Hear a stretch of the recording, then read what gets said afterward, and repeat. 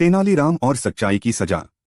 विजयनगर साम्राज्य में एक दिन की शुरुआत हमेशा की तरह सूर्य की किरणों से नहीं, राजा कृष्णदेव राय की चिंताओं से हुई। दरबार में अफवाह फैली थी कि राज्य में भारी भ्रष्टाचार फैल रहा है, विशेषकर गांवों के मुखियाओं और जमींदारों के बीच। कई गांव वाले चुप थे तो कुछ डर से बोल ही नहीं पा रहे थे। राजा ने एक आदेश निकाला कि पूरे राज्य से आम जनता अपने गांव के मुखिया के बारे में शिकायतें कर सकती है, दरबार में बिना किसी डर के। इसी बीच एक दिन दरबार में एक बूढ़ा किसान रंगन्ना कांपते हुए हाथों से एक चिट्ठी लेकर आया। राजा ने उसे अपने पास बुलाया और पूछा, बोलो बाबा, क्या शिकायत है तुम्हें? रंगन्ना की आवाज कांप रही थी, लेकिन उसके शब्दों में सच्चाई की आग थी। महाराज, हमारे गांव का मुखिया नरसप्पा, वह टैक्स के नाम पर हमारी फसलें हड़प लेता है, बच्चों को काम में लगवाता है और जो विरोध करे उसकी झोपड़ी जला दी जाती है। सन्नाटा छा गया दरबार में। राजा गंभीर हो गए। उन्होंने पूछा, क्या कोई और है जो इस बात की पुष्टि कर सके? रंगन्ना बोला, डर से कोई नहीं आएगा महाराज, पर एक बार आप स्वयं हमारे गांव आइए भेष बदलकर, तो सच्चाई सामने होगी।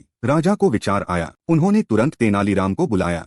तेनाली, इस मामले की जांच तुम्हारे हाथों में है, लेकिन ध्यान रखना, सच्चाई को ऐसे सामने लाना है कि आरोपी बच न सके और मासूम डरे नहीं। तेनालीराम मुस्कराया, महाराज, मैं स्वयं किसान बनकर गांव जाऊंगा और नरसप्पा को उसके ही खेल में मात दूंगा।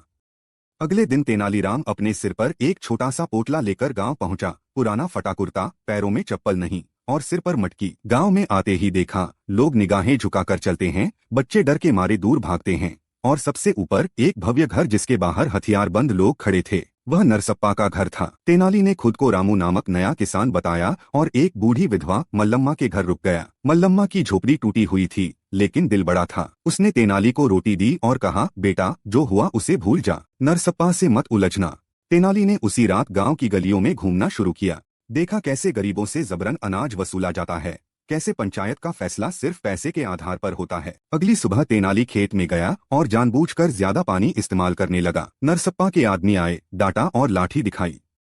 तेनाली बोला, मुझे तो कोई नियम नहीं बताया, मैं नया हूँ। उस रात तेनाली ने गांव के एक गड्ढे में अनाज छिपाया और सुबह जाकर दरबार में फरियाद की, महाराज, मुझे गांव से निकालने की धमकी दी गई है क्योंकि मैंने अनाज नहीं दिया। नरसप्पा को बुलाया गया। वह अकड़कर आया। राजा ने पूछा, क्या आपने धमकाया इस किसान को? नरसप्पा हंसा, महाराज, ये झूठ बोल रहा है, ये तो गांव में चोरी करता फिरता है।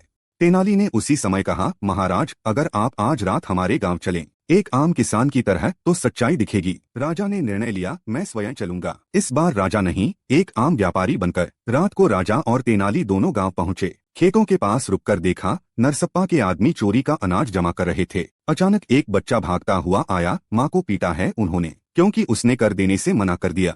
राजा तिलमिला उठे। अगली सुबह जब दरबार सजा, राजा ने कहा, नरसप्पा दोषी है, पर उसकी सजा ऐसी होनी चाहिए जो बाकी अत्याचारियों के लिए सीख बन जाए। तेनाली बोला, महाराज, नरसप्पा को 1 साल तक गांव की नाली साफ करनी चाहिए, जनता के सामने, बिना राजा की पोशाक के, और उसके महल को गरीबों का स्कूल बना देना चाहिए। जनता तालियों से गूंज उठी। नरसप्पा ने झुकी गर्दन से कहा, माफी चाहता हूँ महाराज, लेकिन मैं आपकी ये सजा स्वीकार करता हूँ।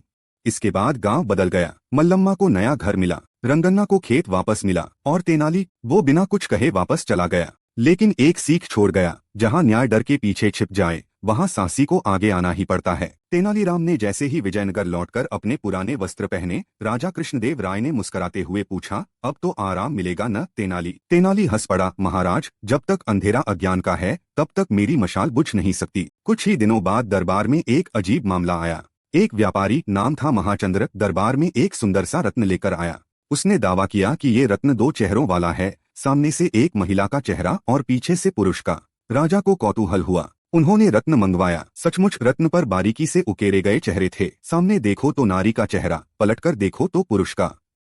यह कोई साधारण शिल्प नहीं था। महाचंद्र बोला, महाराज, यह रत्न मैं तक्षशिला से लाया हूँ। इसकी कीमत अनमोल है, लेकिन मैं इसे विजयनगर को समर्पित करना चाहता हूँ। यदि मुझे इसके बदले आपकी एक मोहर मिल जाए तो। राजा सोच में पड़ गए। दरबार में सबने प्रशंसा की, महाराज, इतना अनूठा रत्न हमें कभी नहीं मिला। मोहर तो छोटी कीमत है। लेकिन तेनाली चुप था। राजा ने पूछा, तेनाली, तुम कुछ नहीं बोले? तेनाली बोला, महाराज, यह रत्न देखने में अनोखा जरूर है, परंतु मुझे एक रात दीजिए। मैं जानना चाहता हूँ, क्या इसका चेहरा सचमुच बदलता है या सिर्फ हमें दिखाया जा रहा है? राजा ने हामी भरी। तेनाली ने उस रात रत्न को अपने कक्ष में रखा, दीपक बुझाया और एक छोटे आईने से उसे देखने लगा।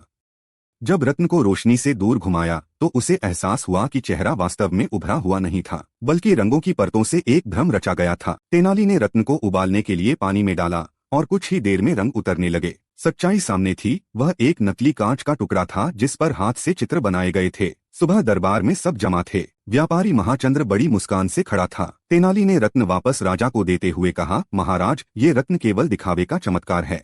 इसमें दो चेहरे नहीं हैं, बल्कि दो चित्र हैं जो पिघल सकते हैं।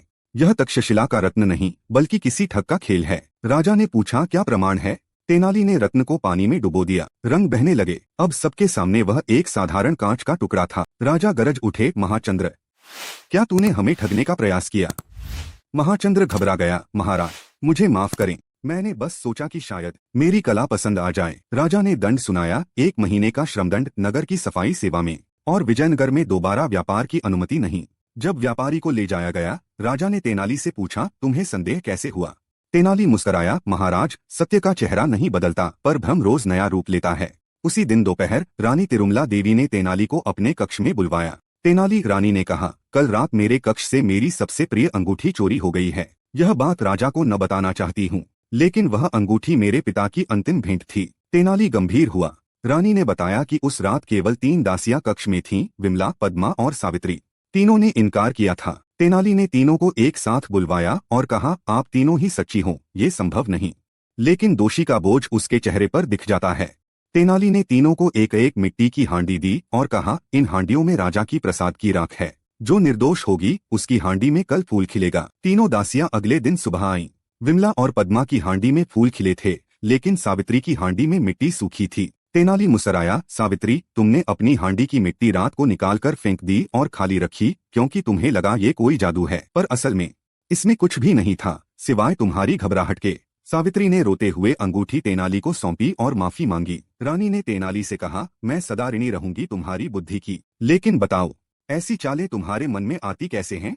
तेनाली हंस पड़ा, जब दिल साफ हो तब दूसरों की गंदगी साफ करने की शक्ति अपने आप मिल जाती है। अगर आपको ये कहानी पसंद आई तो लाइक और सब्सक्राइब जरूर करें।